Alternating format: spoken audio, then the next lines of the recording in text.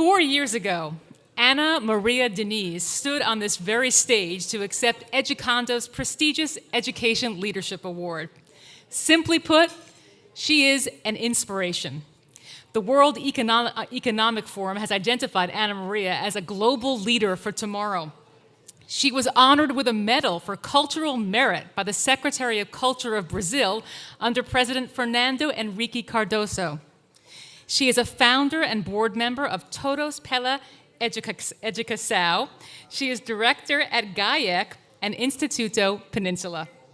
Please welcome Ana Maria Diniz to the stage as she presents tonight's very special honor to her good friend and ours, Jair Ribeiro. Jair Ribeiro has a very successful career. After graduating at University of São Francisco, the best law university in Brazil, he started his career working at Pinheiro Neto, one of the largest Brazilian law firms.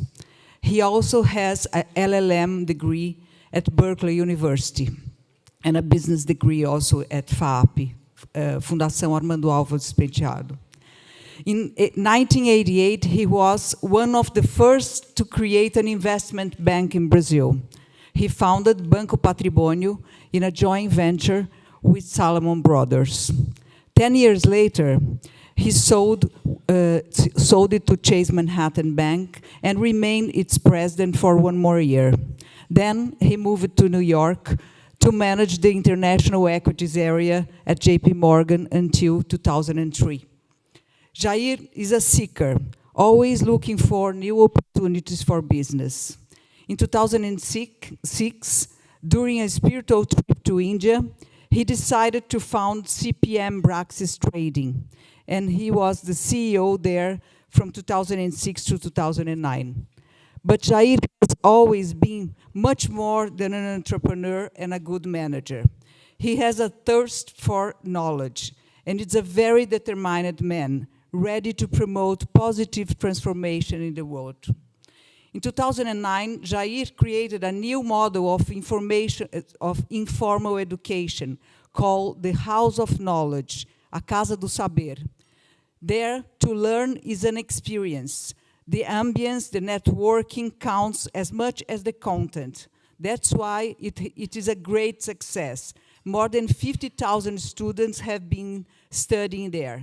My husband and I feel very proud to be partners in this initiative. In spite of all these achievements, I have no doubt that Jair's greatest impact in Brazil has been in public education. Also in 2009, he founded Parceiros de Educação, an NGO that helps entrepreneurs sponsor public schools, improving their quality. I also participate in its initiative. And I can say that the transformation in lives of thousands of children who have participated in the programs is the greatest reward and a personal enrichment that we as entrepreneurs can feel. Jair is also a member of São Paulo State Education Council and has been one of the leaders in developing a 20-year transformational program for education system in São Paulo State. Today, Jair is a founder and CEO of Banco Indusval Partners and keep dedicating quality time to developing public education in Brazil. I don't know how he finds time to be so effective in so many roles. Anyway, I'm very sure of one thing. He's going to keep creating new initiatives and generating tremendous positive impact worldwide for a long, long time. It is a pleasure to present Jair Ribeiro.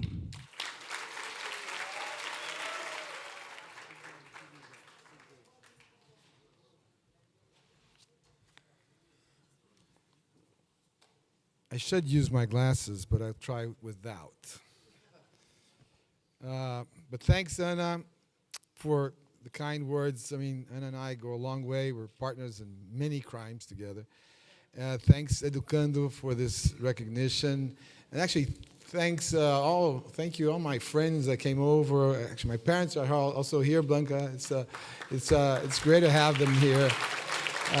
Family and friends, many of whom have come from Brazil for this party, which is beautiful.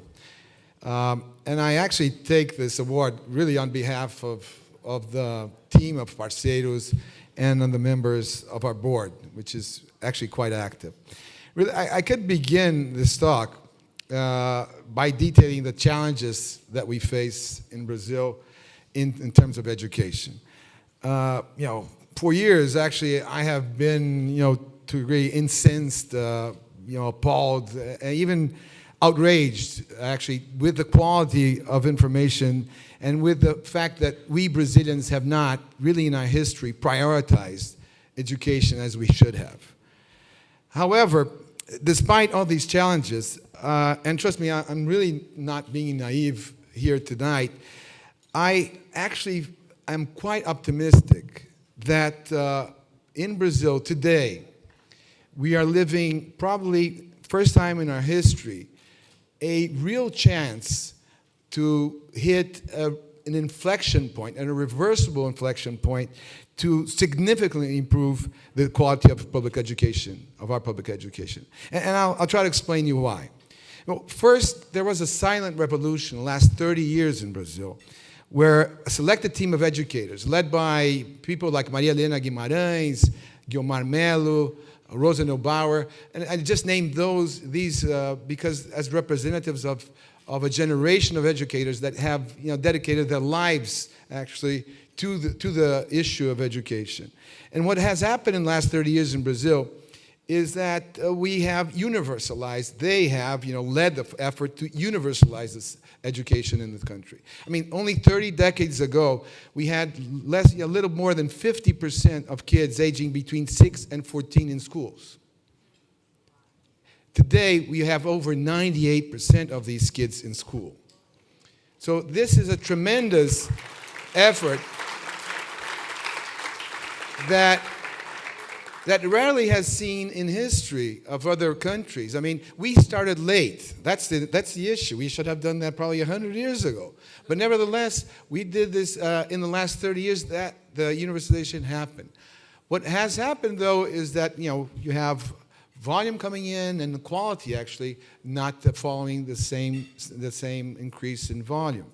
So the challenge now is really to improve the quality of the education. But the other big inheritance that these pioneers of education have left us is that they have detailed which policies actually work. What was created was a new awareness of policy based on evidence. And I'm going to use that word a lot here, policies based on evidence, and not ideology or hearsay. So this is something also new that these folks have implemented in Brazil.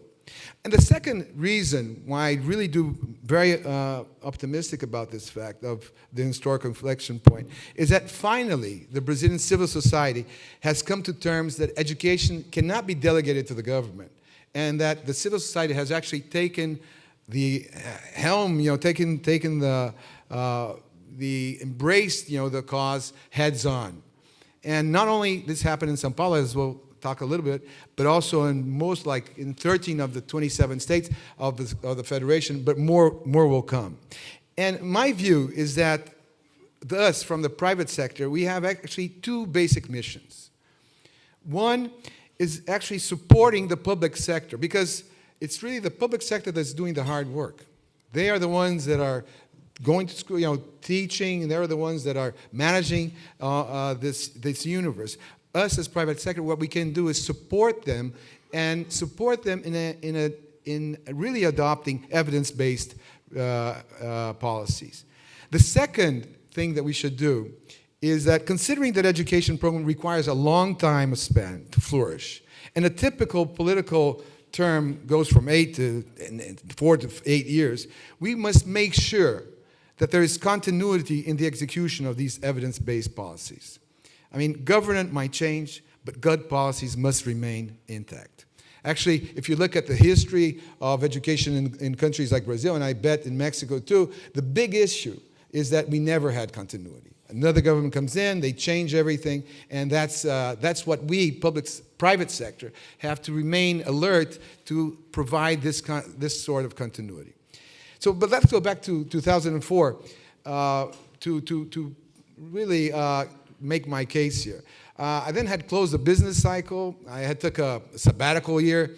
I went to, did yoga, studied philosophy, traveled around. But when back in São Paulo, I said, I really should give back to society. I had a very fortunate parents that are here. They gave me probably the best education in São Paulo. And I mean, I really felt that the need to give back something to the country. At that time, I really became intrigued by an experience of this entrepreneur in Brazil called Jaime Garfinkel that had adopted public schools in a favela, in the middle of a slum in São Paulo. And I went there, I analyzed the system, I dissected it. It was sabbatical, so I wasn't doing much. And I had a lot of time and focus of how he was doing that. And then I said, a few months later, I said, let me adopt myself one of these schools. So a few miles away, I went there and adopted another public school using somewhat of his methodology, but beginning the foundations of what Parceiros da Educação became.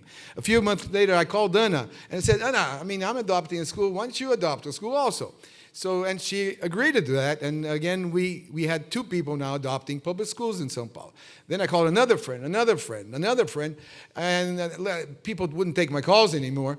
And all these friends had adopted a school, but then I started to say, okay, we started really marketing this process with the São Paulo community. Well, we built a team, we developed a methodology, and what's characteristic that Ana and I has really imposed in the team is that every year we seek, we measure the results, every year we try to improve. So now we're in the 13.0 version, we're going to the 14.0 version, and that has been a characteristic of Parceiros da Educação since inception. Today, we're present in more than 290 schools, impacting daily the lives of 190,000 students. And actually,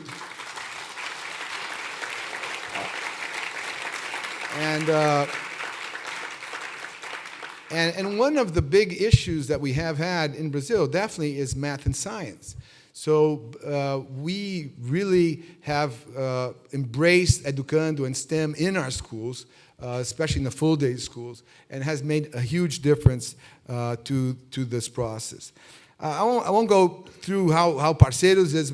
You can check on our website. It's really detailed there. I won't bother because Kelly promised me otherwise to make it short. And but it's safe to say that in less than 2-3 years, schools that have gone to our system have an improvement of 30 to 40% more than its peers. So that's Parceiros. Definitely, we measure and we have had a strong impact on those schools. But this is then in 2010. Ana and I looked at each other and said, okay, at that time we were like 200 schools. We weren't moving the needle of the São Paulo State Department. I mean, the São Paulo State Department of Education, just so you to know, has 5,300 schools. You're talking about 190,000 teachers, 3.8 million kids. The largest district in America has less than 1,000 schools, less than 1 million kids. So the state of São Paulo Education Department is gigantic. And we gathered, and we said, we got to change this somehow. In 2010, we then gathered a team in Casa do Saber, Ana and I, of the top experts in education. And with them and McKinsey, we built a roadmap, a document saying, okay, this is how we feel we could really change education in Brazil and the state of São Paulo.